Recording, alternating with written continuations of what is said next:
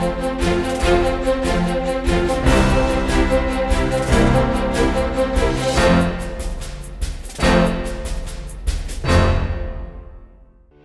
में यूपीएससी की तैयारी से संबंधित प्रोग्राम्स को देखने के लिए सब्सक्राइब करें स्टडी IQ IAS हिंदी।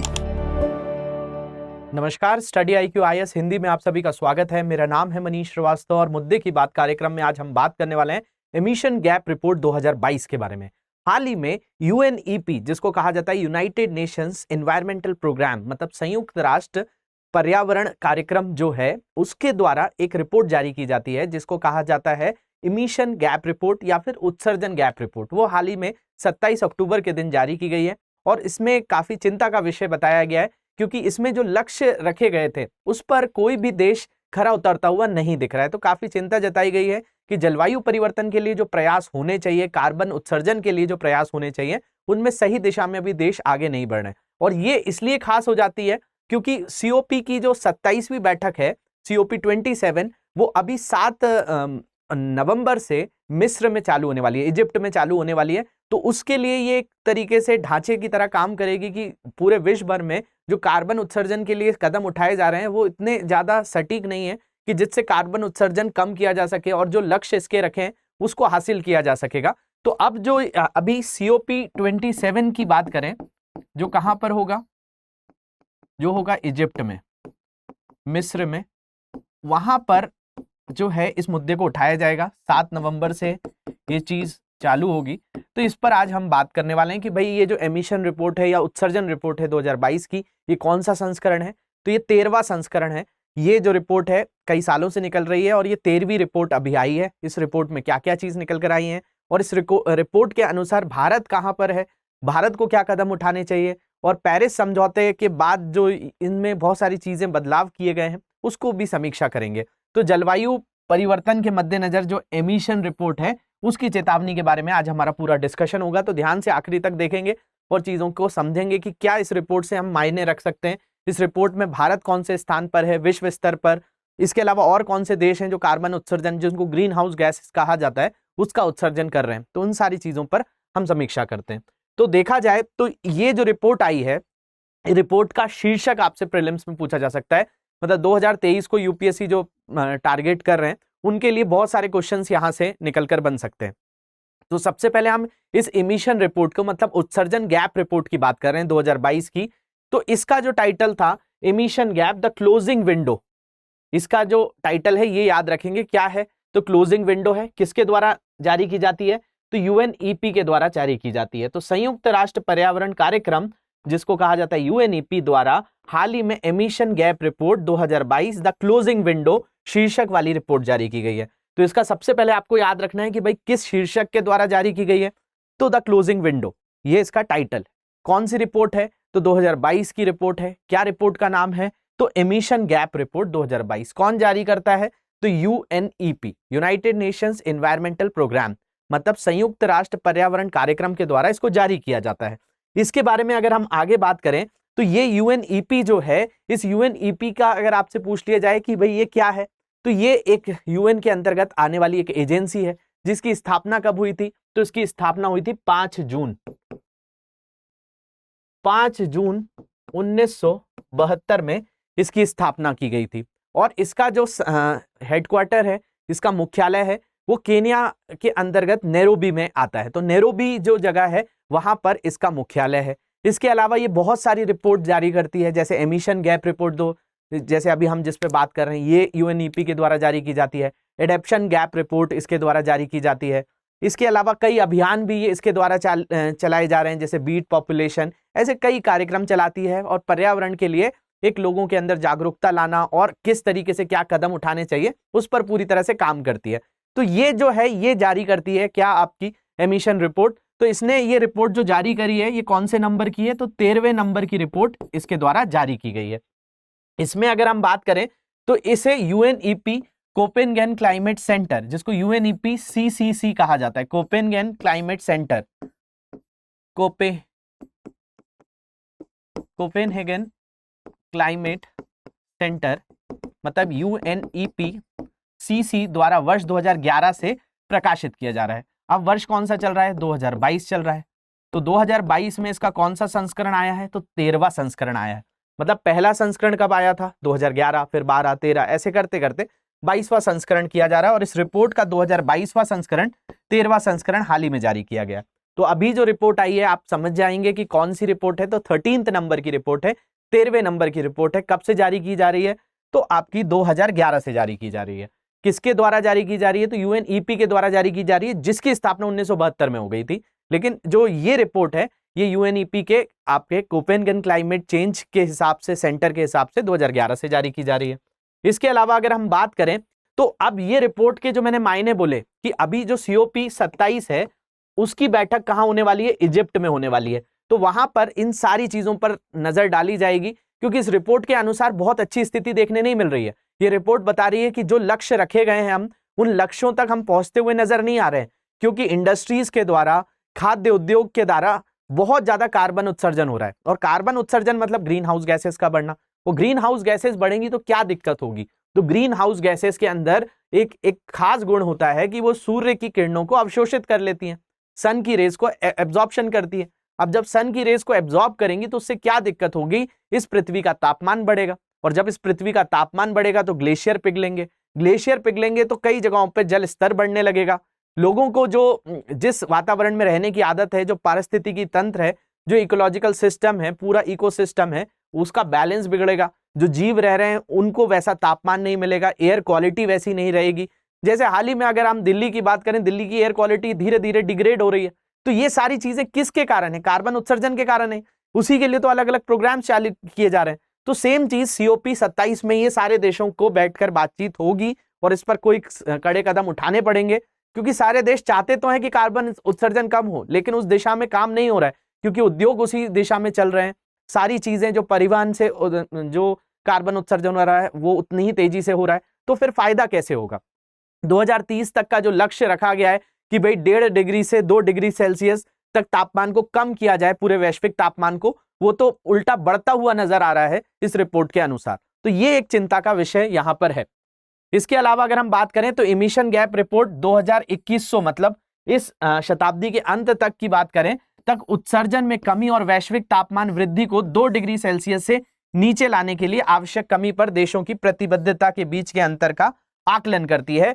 कि भाई ये जो गैप रिपोर्ट है कि भाई धीरे धीरे इस गैप को कम किया जाए, जो तापमान बढ़ रहा है उसको कम किया जाए। तो गैप रिपोर्ट यही बताती है। तो इस गैप रिपोर्ट में यही कहा गया है कि भाई 2100 तक, अभी 2022 चल रहा है, तो 2100 आते आते उत्सर्जन में कमी और वैश्विक तापमान वृद्धि को 2 डिग्री सेल्सियस तक नीचे लाने के लिए जो है सारे देश इसके लिए प्रतिबद्ध हैं। लेकिन रिपोर्ट यह भी बता रही है कि इसमें जो कदम उठाए जा रहे हैं वो सही दिशा में जाते हुए नहीं दिख रहे हैं, और ये एक बहुत बड़ा चिंता का विषय है। सारे देशों को इस पर सोचने की आवश्यकता है। कुछ ऐसे कड़े कदम उठाने की जरूरत है जिससे इस कार्बन उत्सर्जन को कम भी किया जा सके, साथ साथ जो कार्बन उत्सर्जन हो रहा है उसको भी कैसे ना कैसे अवशोषित किया जा सके। जैसे कि भाई कार्बन उत्सर्जन कम कैसे होगा? तो कुछ ऐसे प्रतिबंध लगाए जाएं ऐसी चीजों पे, उद्योगों पर, जो भी ईंधन उपयोग किया जा रहा है उनको ऐसे ईंधनों पे जाया जाए कि जैसे सौर ऊर्जा का इस्तेमाल किया जाए, हरित ऊर्जा का इस्तेमाल किया जाए, जिससे कार्बन उत्सर्जन धीरे धीरे कम हो। साथ साथ जो एग्जिस्टिंग कार्बन है, जो पहले से मौजूद वातावरण में कार्बन है, उसको कम करने के लिए धीरे धीरे जो आपका फॉरेस्टेशन है, मतलब आपका वृक्षारोपण जैसे कार्यक्रम है, इनमें और तेजी से गति लानी चाहिए। सरकारों को इन्वेस्टमेंट करना चाहिए ताकि इस जगत को जो हम विकास की ओर बढ़ रहे हैं वो ऐसा ना हो कि विकास विनाश में तब्दील हो जाए। तो इन सारी चीजों पर जो है बहुत ध्यान देने की जरूरत है। इसके अलावा अगर हम बात करें नवीनतम रिपोर्टों में 6 चीजों पर जो है टारगेट किया गया, जिसमें बिजली आपूर्ति की बात की गई, उद्योग, क्योंकि आप देखिए किसी भी देश के अंतर्गत जो इलेक्ट्रिसिटी प्रोडक्शन हो रहा है, जो बिजली आपूर्ति हो रही है, उसमें बहुत बड़ा जो उपयोग है वो कोयले का किया जा रहा है। अब जब कोयले से बनी हुई बिजली होगी तो उसमें कार्बन उत्सर्जन तो होगा ही होगा। तो इन्होंने कुछ 6 चीजों पर बोला गया है कि इन पर विशेष ध्यान देना चाहिए सारे देशों को। उद्योगों की बात कर लें, परिवहन की बात कर लें, भवन निर्माण की बात कर लें, खाद्य और वित्तीय प्रणालियों में भी उपचारात्मक कार्यों की सिफारिश की गई है कि भाई इन सारी चीजों पर सारे देश थोड़ा सा ध्यान दें, और जो कार्बन का उत्सर्जन हो रहा है, ग्रीन हाउस गैसेस का जो उत्सर्जन समाज में बढ़ रहा है, GHG, इनको कैसे ना कैसे करके कम किया जाए। हर तरीके से इस पे सरकारों को पैसा लगाना होगा, तब जाकर हमें ऐसा इकोसिस्टम बना पाएंगे। क्योंकि अभी जो एग्जिस्टिंग सिस्टम है उसके हिसाब से हमारे पास जो गाड़ियां हैं उनमें पेट्रोल डीजल का इस्तेमाल होता है। हमारे पास जो घरों में उपकरण है वो जो है पूरी तरह से इलेक्ट्रिसिटी उनका उपयोग कर रहे हैं जो कोयले से बन रही है। तो हम कैसे इन चीजों से आगे बढ़ेंगे? जैसे इलेक्ट्रिक व्हीकल का धीरे धीरे कई देशों में उपयोग होना चालू हुआ है, कई उद्योगों पर प्रतिबंध लगाए गए, तो हमें जो है एक तरीके से ऑल्टरनेटिव सोर्सेज के ऊपर जाना पड़ेगा। तो ये रिपोर्ट उसी चीज को बता रही है। उत्सर्जन गैस जो गैप रिपोर्ट है, इसको देख लेते हैं कि इसके अंतर्गत क्या क्या चीजें बताई गई हैं। तो 2022 की रिपोर्ट के अनुसार पिछले साल से देशों द्वारा ली गई राष्ट्रीय प्रतिज्ञाएं केवल अनुमानित 2030 उत्सर्जन के लिए नगण्य अंतर बताती है, कि कोई भी खास अंतर नहीं आया है, नेग्लिजिबल यहाँ पर चेंजेस हैं। और ये प्रतिज्ञाएं ये राष्ट्रीय स्तर पर निर्धारित योगदान एनडीसी दशक के अंत तक उत्सर्जन में केवल 1% की कमी करते हैं। तो इससे बहुत बड़ा कोई चेंज नहीं आ रहा है। 1% का जो भी ये लोग अभी एग्जिस्टिंग फॉर्मूले पे जो काम कर रहे हैं उससे सिर्फ 1% का कमी आएगी, जिससे कोई भी खास फायदा होता हुआ नजर नहीं आ रहा है। इसके अलावा अगर हम बात करें तो देखिए, मौजूदा नीतियों के साथ इस सदी के अंत तक वैश्विक तापमान में 2.8 डिग्री सेल्सियस की वृद्धि होने की उम्मीद है। और जो अभी नीतियां अपनाई जा रही हैं इस सदी के अंत तक, तो बात की जा रही है 2.8 डिग्री से सेल्सियस जो है वृद्धि ही होगी। मतलब तापमान कम नहीं हो रहा है, बढ़ता हुआ ही नजर आ रहा है। और लक्ष्य तापमान को बनाए रखने के लिए वैश्विक स्तर पर उत्सर्जन में 45% की कटौती की जानी चाहिए। इसने खाद्य प्रणाली सहित सभी क्षेत्रों में परिवर्तनकारी समाधानों पर भी जोर दिया है। तो ये सारी चीजें आप देखिए, यूएनईपी जो अपना काम कर रही है कि भाई इस रिपोर्ट से, इस फॉर्मूले से, इस तरीके से आपका काम बनता हुआ नजर नहीं आ रहा है। तो COP 27 के लिए सीधा सीधा संदेश है कि ऐसे कदम उठाए जाएं जिससे वैश्विक स्तर पर जो कार्बन उत्सर्जन हो रहा है उसमें कमी लाई जाए। इसमें अगर हम देखते हैं तो देखिए, यहाँ पर जो 7 बड़े कार्बन उत्सर्जन मतलब ग्रीन हाउस गैस एमिशन जो कर रहे हैं, इसमें चाइना सबसे आगे है, उसके बाद USA है, फिर भारत है, फिर यूरोपियन यूनियन है, फिर इंडोनेशिया है, फिर रशिया है, ब्राजील है। इसके अलावा जो अंतर्राष्ट्रीय स्तर पर जो परिवहन हो रहा है उससे भी काफी ज्यादा जो है आपका कार्बन उत्सर्जन हो रहा है, ग्रीन हाउस गैसेस का उत्सर्जन हो रहा है। इसके अलावा फॉसिल्स, CO2, CH4NA2, ये सारी गैसेस का भी उत्सर्जन हो रहा है। तो इसमें चीन सबसे आगे है। लेकिन अगर हम प्रति व्यक्ति की बात करें, क्योंकि चीन में भी जनसंख्या ज्यादा है, भारत में भी जनसंख्या ज्यादा है, लेकिन भारत इस स्थिति में काफी बेहतर नजर आया है इस रिपोर्ट के अनुसार। तो देखेंगे भारत सबसे नीचे दिख रहा है, मतलब प्रति व्यक्ति के हिसाब से बात करें ग्रीन हाउस एमिशन में, तो इसमें USA सबसे आगे है। वहां पर अगर देखा जाए तो USA की अर्थव्यवस्था सबसे मजबूत है, तो वहां पे जो प्रति व्यक्ति कार्बन उत्सर्जन हो रहा है उसमें सबसे आगे है। उसके बाद रशिया की बात करें, फिर चीन की बात करें, ब्राजील की बात करें, इंडोनेशिया, इस तरीके से है। लेकिन भारत वैश्विक स्तर से ये लेवल पे कम है और भारत ने कई तरह के कदम भी उठाए हुए हैं जिसके कारण ये चीजें हम बोल सकते हैं।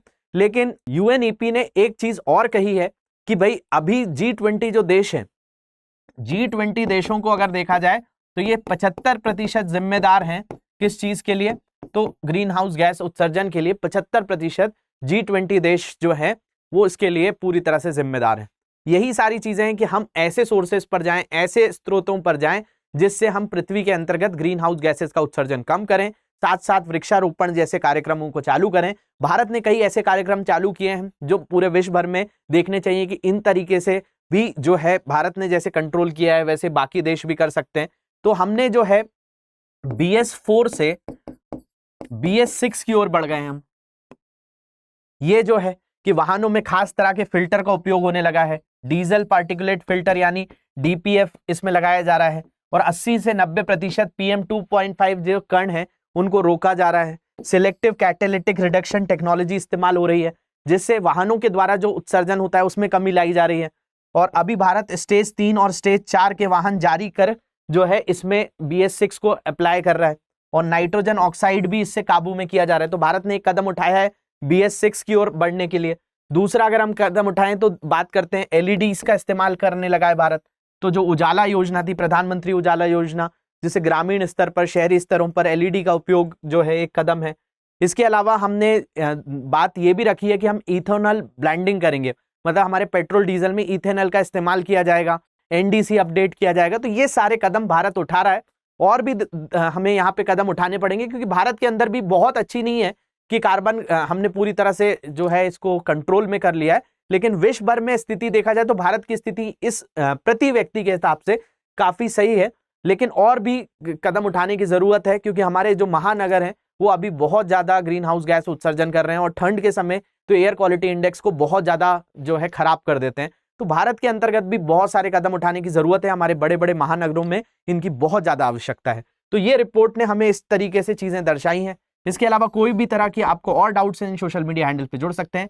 लेक्चर की पीडीएफ यहां से डाउनलोड करेंगे। और भी कोई तरह के डाउट्स होंगे तो कमेंट सेक्शन में जरूर बताएंगे। मुद्दे की बात कार्यक्रम जो है पूरी प्लेलिस्ट में आपको और भी पुराने प्रोग्राम्स मिल जाएंगे, जिसमें सारे जो हमने जीएस पेपर्स को टारगेट करते हुए सारे जो लेक्चर्स हैं वो फ्रेम किए जाते हैं, जिससे आपको ज़्यादा से ज़्यादा फायदा मिले। प्रीलिम्स और मेंस के लिए आप जो है वैसी सोच विकसित कर सकें और कई तरह के पॉइंट्स यहाँ से डेवलप कर सकते हैं। Thank you very much for watching this. Have a great day.